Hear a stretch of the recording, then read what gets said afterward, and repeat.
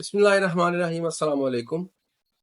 Warning کے عنوان سے اس ویڈیو میں حضرت واصف علی واصف رحمۃ اللہ علیہ کی گفتگو سے ایک اقتباس پیش کیا جائے گا۔ آپ فرماتے ہیں کہیں ایسا نہ ہو کہ آپ کو خربوزے والے کی بجائے پانی والے کے حوالے کر دیا جائے۔ انسان بنو، دین میں داخل ہو جاؤ۔ اگر توبہ نہ کی تو آج تک جو واقعہ نہیں ہوا وہ ہو جائے گا۔ اب زمانہ بدل رہا ہے اور پہلے کی طرح چھوٹ نہیں ملے گی۔ ایک شہر کا جو روحانی گورنر تھا وہ شاہی مسجد کے پاس خربوزے بیچتا تھا۔ جو اس کے پاس جاتا تھا کہ جی خربوزے دے دو تو وہ کہتے کہ جی لے لو۔ کوئی کہتا کہ یہ خراب ہے تو وہ کہتے کہ اور لے لو۔ اگر کوئی کہتا یہ تھوڑا ہے تو وہ کہتے کہ اور زیادہ لے لو۔ کسی کو مفت بھی دے دیتے تو جو آتا اس کی خواہش پوری کر دیتے۔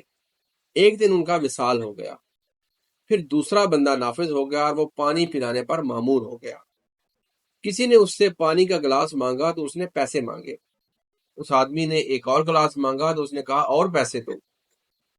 تو اس شخص نے کہا بابا جی یہ کیا ہے؟ تو بابا جی نے کہا کہ وہ خربوزے والا چلا گیا ہے اور اب یہ دوسرا آدمی ہے، تو میں آپ کو یہ اطلاع دے رہا ہوں کہ آپ خربوزے والا چلا گیا ہے جو آپ کی سرزنش نہیں کرتا تھا۔ اب گناہ جو ہے وہ فوری عبرت میں آئے گا۔ میں آپ کو وارننگ کے طور پر بتا رہا ہوں۔ گناہ کو معاف کرنے والا دور جو تھا بیت گیا ہے اور اب آپ وہ دور بھول جاؤ۔ اب جو غلطی کرو گے اس کا فوری نتیجہ آئے گا۔ اب آپ کو میں نے وضاحت سے بتا دیا ہے، اس لیے میں یہ نہیں چاہتا کہ آپ لوگ مجھے پھر یہ کہیں کہ بتایا نہیں تھا۔ آپ کو میں جس شعبے سے منع کر رہا ہوں یہ تو آپ کے ایک شعبہ کی بات ہے، مگر میری یہ بات ہر ایک شخص کو الگ الگ سمجھ آ رہی ہے۔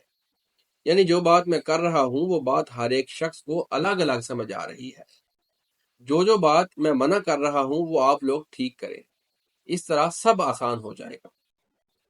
یہ یاد رکھنا کہ درگزر کرنے والا دور جو ہے وہ تقریباً خاتمے پر ہے۔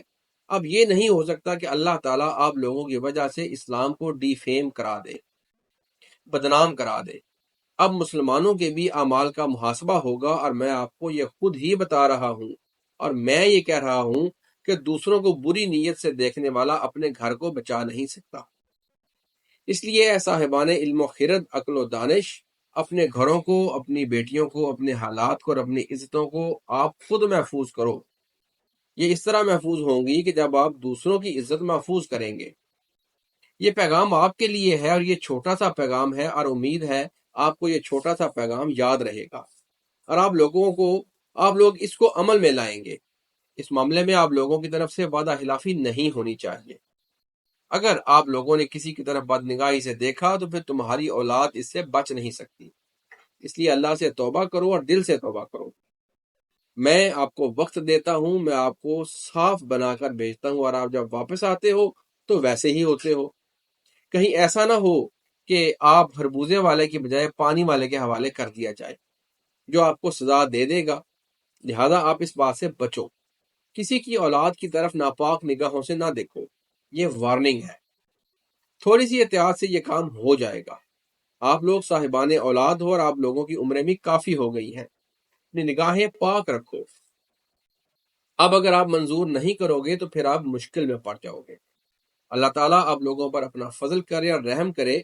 آپ لوگ مکمل طور پر یہ بات یاد رکھنا کہ اب اس میں رعایت نہیں ہوگی، اور پھر وہ واقعہ ہوگا کہ آپ اس کا اندازہ نہیں کر سکو گے اور آپ اس کو برداشت بھی نہیں کر سکو گے۔